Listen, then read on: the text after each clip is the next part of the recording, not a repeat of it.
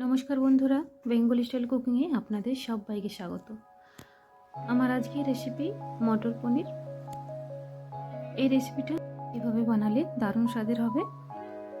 দেখে নেওয়া যাক আমি এই রেসিপিটা বানাতে কি কি উপকরণ নিয়েছি। এখানে আমি একটা মাঝারি সাইজের ক্যাপসিকাম, একটা টমেটো, কিছু ধনেপাতা আর 4টা কাঁচা লঙ্কা কেটে নিয়েছি।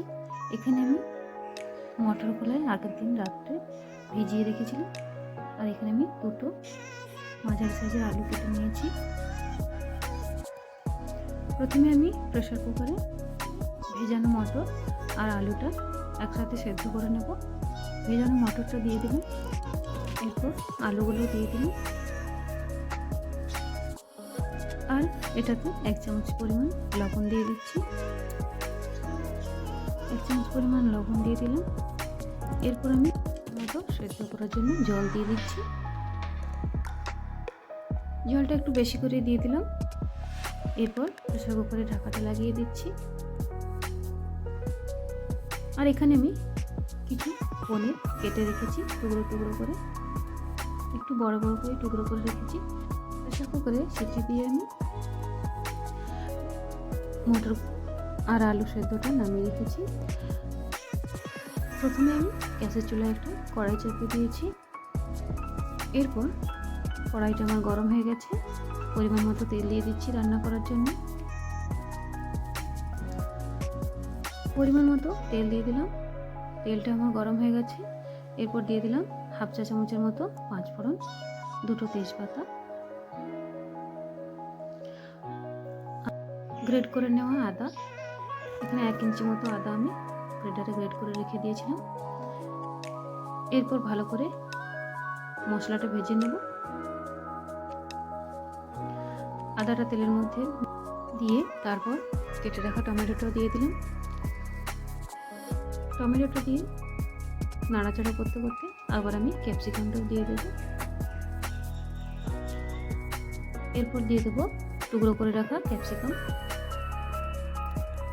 ক্যাপসিকামগুলো দিয়ে ভালো করে একটু তেলে নাড়াচাড়া করে নেব। মিনিট 2 সময় ধরে নাড়াচাড়া করে নেব। গ্যাসের ফ্লেমটা এখন মিডিয়ামে রেখে দিয়েছি। মিডিয়ামে রেখে মিনিট 2 সময় ধরে আমি একটু নাড়াচাড়া করে নিচ্ছি। মিনিট 2 সময় ধরে আমি তেলের মধ্যে একটু ভেজে নিয়েছি। এরপর আমি গুঁড়ো মশলা, হলুদ গুঁড়ো 1 চামচ, জিরে গুঁড়ো 1 চামচ, ধনে গুঁড়ো 1/2 চামচ, 1/2 চামচ লঙ্কার গুঁড়ো, 1 চামচ চিনি আর 1 চামচ লবণ দিয়ে দিলাম। সমস্ত গুঁড়ো মশলা দিয়ে নাড়াচাড়া করে অল্প অল্প জল দিয়ে আমি কষে নেব। এরপর অল্প অল্প জল দিয়ে কষে নেব। মশলা ধোয়া জলটা দিয়ে দিলাম, দিয়ে ভালো করে একটু কষে নেব। এটাও আমি মিনিট 2 সময় ধরে হালকা ফ্লেমে একটু কষে নেব। এরপর দিয়ে দিচ্ছি কুচানো ধনেপাতা। ধনেপাতা দিয়ে তারপর আমি মিনিট 2 মতো কষে নিয়েছি। দেখুন একটা গ্রেভির মতো হয়ে গেছে। টমেটোটা একদমই সেদ্ধ হয়ে গেছে এবং মশলাটা থেকে কাঁচা গন্ধ আর বের হচ্ছে না। এরপর দিয়ে দেব সেদ্ধ করে রাখা মটর আলুটা। সেদ্ধ মটর আর আলুটা আমি দিয়ে দিলাম। দিয়ে কিছুক্ষণ নাড়াচাড়া করে নেব।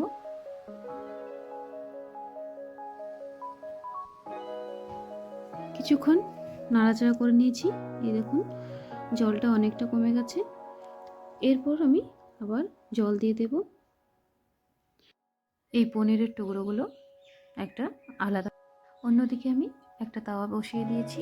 এরপর আমি একটু সরিষার তেল দিয়ে দিলাম। তেলটা ভালো করে পুরো তাওয়াটাতেই লাগিয়ে নিয়েছি।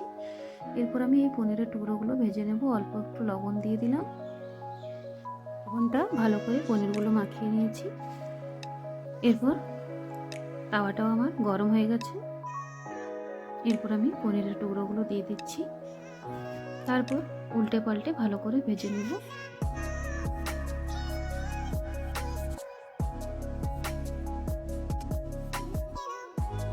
ভালো করে গরম করে গ্যাসের ফ্লেমটাকে লোতে রেখে উল্টে পাল্টে পনিরটাকে ভেজে নেব। পনিরগুলো আমার উল্টে পাল্টে ভেজে নেওয়া হয়ে গেছে। এরপর আমি গ্যাসটা অফ করে দিলাম। এরপর আমি এই পনিরগুলো এই তরকারিটার মধ্যে দিয়ে দেব। দিয়ে আবারও আমি মিনিট 2 মতো ফুটিয়ে নেব পনিরটা দিয়ে। তাহলেই আমার মটর পনির রেসিপিটা তৈরি হয়ে যাবে। এরকমভাবে যদি মটর পনির রেসিপিটা বানানো হয় কিন্তু খেতে খুবই ভালো হয়। এখানে পনিরের পরিমাণটা আপনারা বাড়াতে পারেন, আমি এখানে একটু কম করেই দিলাম। পনিরটা দিয়েও আমি মিনিট 2 সময় ধরে আবারও এই রেসিপিটা ফুটিয়ে নিয়েছি।